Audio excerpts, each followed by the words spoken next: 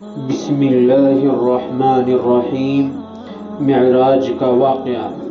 اللہ تبارک و تعالی نے قرآن میں کچھ اس طرح ذکر کیا ہے: اعوذ باللہ من الشیطان الرجیم، سبحان الذی اسری بعبدہ لیلا من المسجد الحرام إلى المسجد الأقصى الذي باركنا حوله لنريه من آياتنا إنه هو السميع البصير۔ پاک ہے وہ ذات جس نے راتوں رات اپنے بندے کو مسجد حرام سے مسجد اقصی تک سیر کرائی، جس کے ارد گرد ہم نے برکت رکھی ہے تاکہ ہم اسے اپنی کچھ نشانیاں دکھائیں، بے شک وہ سننے اور دیکھنے والا ہے۔ آغاز سفر۔ آپ صلی اللہ علیہ وسلم مکہ مکرمہ میں حضرت ام ہانی کے گھر آرام کر رہے تھے۔ دو فرشتے گھر میں داخل ہوئے اور آپ صلی اللہ علیہ وسلم کو لے کر حطیم میں لے آئے۔ یہاں لٹا کر سب سے پہلے آپ کا سینہ مبارک کھول کر اس میں سے قلب مبارک کو نکالا، دھویا، پھر اپنی جگہ سیٹ کر دیا۔ اس کے بعد حضرت جبرائیل علیہ السلام نے آپ صلی اللہ علیہ وسلم کے سامنے براق نامی ایک جانور پیش کیا اور آپ کو اس پر سوار ہونے کے لیے کہا۔ جب آپ صلی اللہ علیہ وسلم اس پر سوار ہو گئے تو یہ سواری چل پڑی۔ بہت تیز رفتار سواری تھی، آنن فانن مسجد حرام سے چل کر مسجد اقصی پہنچ گئی۔ یہاں آپ صلی اللہ علیہ وسلم سواری سے اتر کر بیت المقدس میں داخل ہوئے اور براق کو اس حلقے سے باندھ دیا جس سے انبیاء علیہ السلام اپنے جانور باندھا کرتے تھے۔ راستے میں آپ صلی اللہ علیہ وسلم نے جبرائیل علیہ السلام کے کہنے پر چند مقامات یثرب، وادی سینا، مدین اور بیت اللحم پر 2 رکعت نماز ادا فرمائی۔ مسجد اقصی میں بھی آپ صلی اللہ علیہ وسلم نے 2 رکعت نماز پڑھی۔ یہاں آپ صلی اللہ علیہ وسلم کی زیارت و استقبال کے لیے تمام انبیاء علیہ السلام موجود تھے۔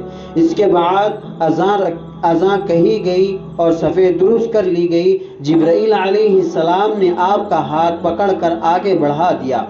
نماز کے بعد انہوں نے بتلایا کہ آپ صلی اللہ علیہ وسلم کے پیچھے اقتداء کرنے والے سب انبیاء علیہ السلام ہیں۔ پھر ایک محفل منعقد ہوئی جس میں اولو العزم پیغمبروں نے اللہ تعالیٰ کی حمد و ثنا بیان کی۔ آخر میں آپ صلی اللہ علیہ وسلم نے بھی حمد و ثنا بیان کی۔ جب آپ صلی اللہ علیہ وسلم اس سے فارغ ہو کر مسجد کے باہر نکلے تو وہاں آپ کو 3 پیالے پیش کیے گئے، جن میں ایک دودھ کا، ایک پانی کا اور ایک شراب کا تھا۔ آپ صلی اللہ علیہ وسلم نے دودھ کا پیالہ اختیار فرما لیا۔ جبرائیل علیہ السلام نے عرض کیا، آپ نے فطرت کا انتخاب فرما لیا۔ اس کے بعد براق ہی یا کسی دوسری سواری سے آپ صلی اللہ علیہ وسلم آسمانوں پر تشریف لے گئے۔ ہر آسمان پر فرشتہ مقرر جبرائیل علیہ السلام سے دریافت کرتا کہ آپ کے ساتھ کون ہیں، کیا انہیں بلایا گیا؟ جبرائیل علیہ السلام جواب کے بعد دروازہ کھل جاتا۔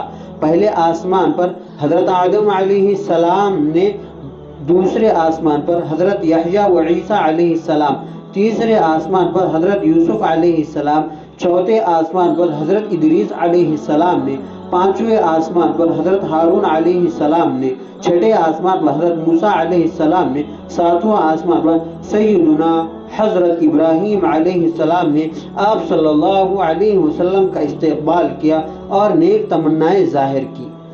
ساتویں آسمان پر آپ صلی اللہ علیہ وسلم نے بیت المعمور میں داخل ہو کر 2 رکعت نماز ادا کی۔ اس کے بعد سدرۃ المنتہا پہنچے۔ یہاں پہنچ کر حضرت جبرائیل علیہ السلام نے عرض کیا، میری رسائی اسی مقام تک ہے، اس کے آگے جانے کی مجھے طاقت نہیں ہے، اس لیے کہ اس کے آگے اللہ تعالیٰ کی تجلیات ہیں جن کی میں تاب نہیں لا سکتا، اس لیے یہاں سے آپ تنہا ہی جائیں گے۔ چنانچہ آپ صلی اللہ علیہ وسلم اکیلے ہی آگے بڑھ گئے اور اللہ تعالیٰ کے لطف، قرب و لطف کے تمام مراتب طے فرمائے۔ عرش عظیم تک پہنچے، بارگاہ رب العزت میں حاضری دی، جمال الہی کے دیدار سے مشرف ہوئے۔ حق تعالیٰ نے جو کچھ چاہا آپ صلی اللہ علیہ وسلم سے گفتگو فرمائی۔ حق تعالیٰ کی طرف سے آپ صلی اللہ علیہ وسلم کو اور آپ کی امت کو مختلف نعمتیں دی گئی۔ انہی نعمتوں میں سے ایک نماز کی نعمت بھی ہے، جو پہلے 50 وقت کی فرض ہوئی تھی۔ پھر حضرت موسیٰ علیہ السلام کے مشورے سے آپ صلی اللہ علیہ وسلم نے اس میں کچھ کمی کی درخواست فرمائی تو ان میں سے 45 کم کر دی گئی، صرف 5 رہ گئی۔ لیکن حق تعالیٰ نے فرمایا آپ کی سفارش سے تعداد کم کر دی گئی ہے، مگر ثواب 5 پر بھی 50 ہی کا ملے گا۔ چنانچہ آپ صلی اللہ علیہ وسلم 5 وقت کی نمازوں کا تحفہ لے کر اس مبارک سفر سے دنیا میں تشریف لے آئے۔ یہ طویل ترین سفر رات دیر گئی شروع ہو کر صبح صادق سے قبل ہی ختم ہو گیا۔ صبح آپ صلی اللہ علیہ وسلم نے لوگوں کے سامنے پورے سفر کی روادات بیان فرمائی۔ اس سے اہل ایمان کے عقیدت و اعتماد میں اضافہ ہوا، کفار و مشرکین کا بغض و عناد بڑھ گیا۔ ابو جہل اس واقعے کو مذاق بنا کر زندیق قرار پایا تو حضرت ابوبکر صدیق رضی اللہ تعالی عنہ نے اس پر بھرپور تصدیق کر کے صدیق کہلائے۔